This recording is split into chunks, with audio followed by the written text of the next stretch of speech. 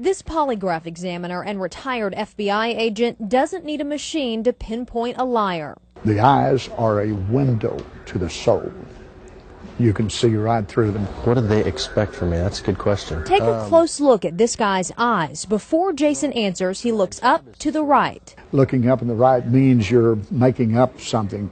You're visually picturing something that's never happened, you know. That's a lie. Up to the left, you're remembering something. Only problem, it's the opposite for lefties, like Jason, so he's telling the truth.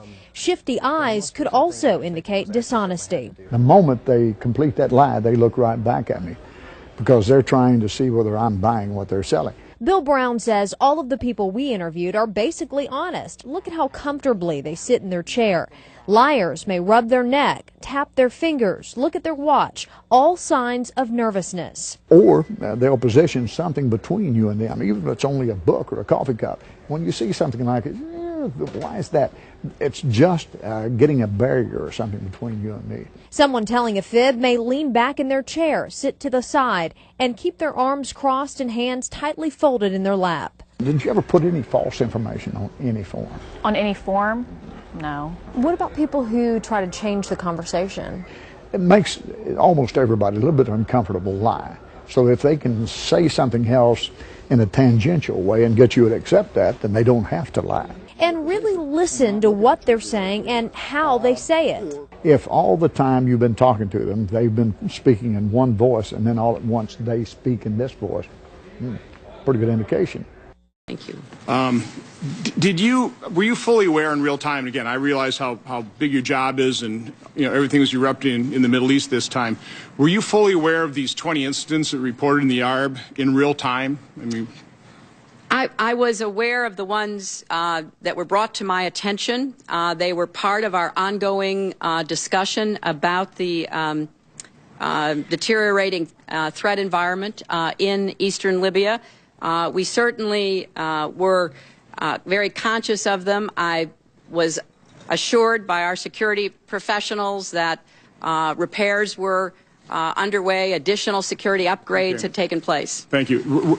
Did you see personally the cable on, I believe it was August 12th, specifically asking for basically reinforcements for the security detail that was going to be evacuating or leaving in August? Did you see that personally? No, sir. Okay. When you read the ARB, it strikes me as how certain the people were that the attack started at 9:40 Benghazi time. When was the first time you spoke to, or have you ever spoken to the returnees, the evacuees? Did you personally speak to those folks? I've spoken to one of them, but I waited until after the ARB had done its investigation because I did not want there to be anybody raising any issue that I had spoken to anyone before the ARB conducted its investigation. How many people were evacuated from Libya? Well, the numbers are a little bit hard to pin down because of our other friends, approximately 25 to 30. Did anybody in the State Department talk to those folks very shortly afterwards?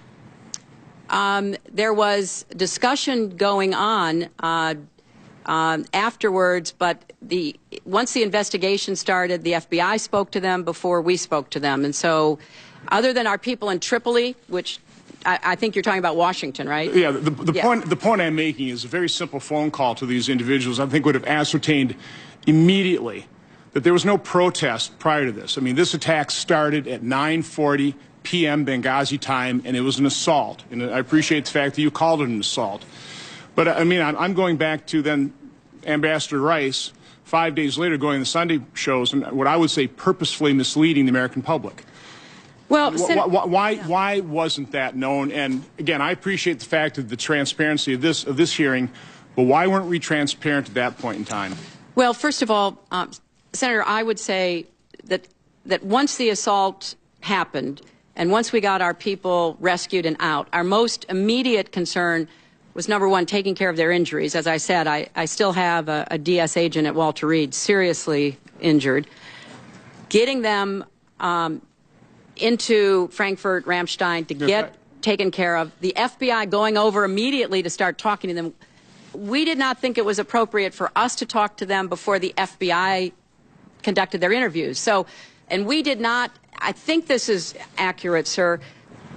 I certainly did not know of any reports that contradicted the IC talking points at the time that Ambassador Rice went on the TV shows. And, you know, I just want to say that, you know, people have accused Ambassador Rice and the administration of, you know, misleading Americans. I can say, trying to be in the middle of this and understanding what was going on, nothing could be further from the truth. Was information developing? Was the situation fluid? Would we reach conclusions later that weren't reached initially? And I appreciate the... Madam Secretary, do you disagree with me that a simple phone call to those evacuees to determine what happened wouldn't have ascertained immediately that there was no protest? I mean, that was a piece of information that could have been easily obtained. Well, but Senator, within hours, if not days. Senator, you know, when you're in these positions, the last thing you want to do is interfere with any other process going I on. realize that's a good excuse. Number two, well, no, it's the fact. Number two, I would recommend highly you read both what the ARB said about it and the classified ARB, because even today there are questions being raised. Now, we have no doubt they were terrorists, they were militants, they attacked us, they killed our people. But what was going on and why they were doing what they were doing No. Again, we were misled that there were supposedly protests and then something sprang out of that, an assault sprang out of that. And that was easily ascertained that was not the fact. And the American people could have known that within days, and they didn't know that. With all due respect, the fact is we had 4 dead Americans. Was it because of a protest, or was it because of guys out for a walk one night who decided they'd go kill some Americans?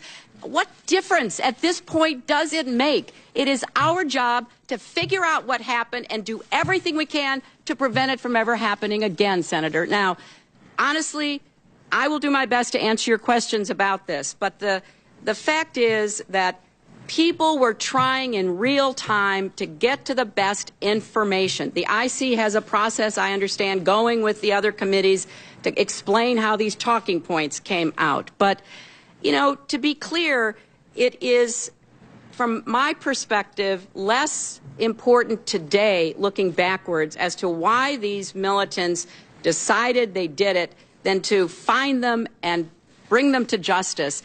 And then maybe we'll figure out what was going on in the meantime. Okay, thank you, Madam Secretary. Senator Shaheen. Thank you very much, Secretary Clinton.